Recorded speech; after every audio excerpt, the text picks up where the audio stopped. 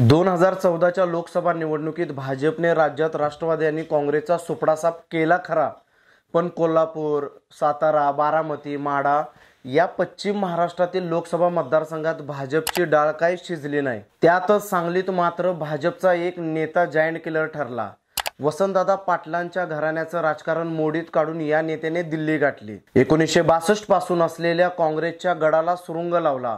या नेत्याचं नाव होतं संजय काका पाटील। 2014 साली राष्ट्रवादीतून भाजपात प्रवेश करत लोकसभा उमेदवारी मिळवत संजय काकांनी केंद्रीय मंत्री राहिलेल्या प्रतीक पाटलांचा तब्बल 2.5 लाखांनी पराभव केला। 2019ला जिल्ह्यातील प्रमुख भाजप नेत्यांनी संजय पाटील यांच्या उमेदवारीला विरोध केला होता।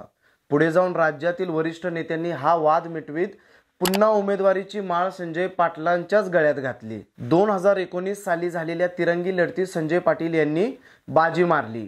तेव्हा वंचितचे उमेदवार असलेल्या गोपीचंद पडळकर यांच्याशी झालेला त्यांचा वाद हा राज्यभर गाजला होता। अनेकदा तासगाव कवटेमहाकाळ विधानसभा मतदारसंघात आर.आर. आबांच्या विरोधात संघर्ष करायला लागलेल्या काकांना 2 टर्म खासदारकी मिळाली। आक्रमक शैली व दांडगा जनसंपर्क हा संजय काकांचा USP मानला जातो।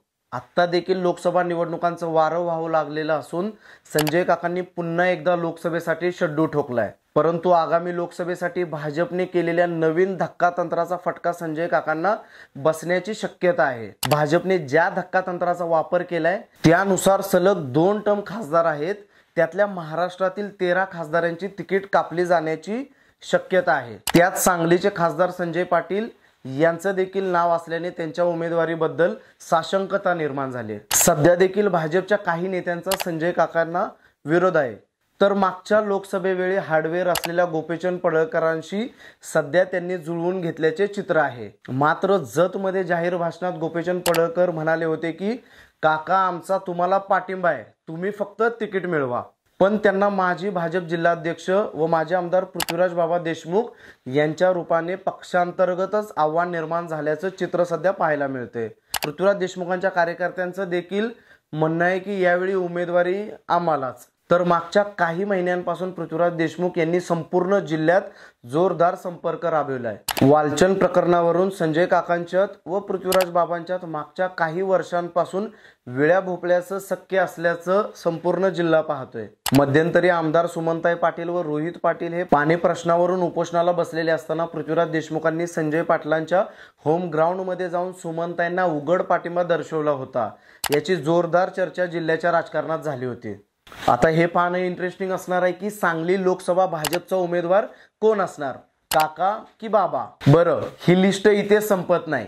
डबल महाराष्ट्र केसरी पैलवान चंद्रहार पाटील यांनी देखील भव्य बैलगाड्या शर्यती आणि रक्तदान शिबिराचे ग्रँड कार्यक्रम घेत लोकसभेसाठी शड्डू ठोकल्याचे जाहीर केले। त्यांनी देखील मोठ्या प्रमाणावर संपर्क वाढवला असून मागे त्यांनी सगळ्याच पक्षांनी आपल्याला विचारणा केल्याचे सांगितले होते।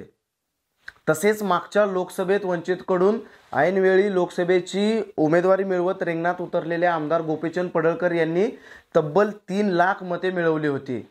त्यांचं देखील नाव लोकसभेसाठी चर्चेत आहे। यापैकी कोण भाजपचा उमेदवार असणार की अजून काही धक्कादायक नावं पुढे येणार हे येणाऱ्या काळातच कळेल। तुम्हाला काय वाटतं मित्रांनो, लोकसभा निवडणुकीत भाजपचा उमेदवार कोण असणार? तुमचं मत काय हे आम्हाला खाली कमेंट करून कळवा आणि स्पेशल गोष्टचे असे नवनवीन व्हिडिओज पाहण्यासाठी आपल्या चॅनलला नक्की सबस्क्राईब करा आणि बेल आयकॉन देखील प्रेस करा। धन्यवाद।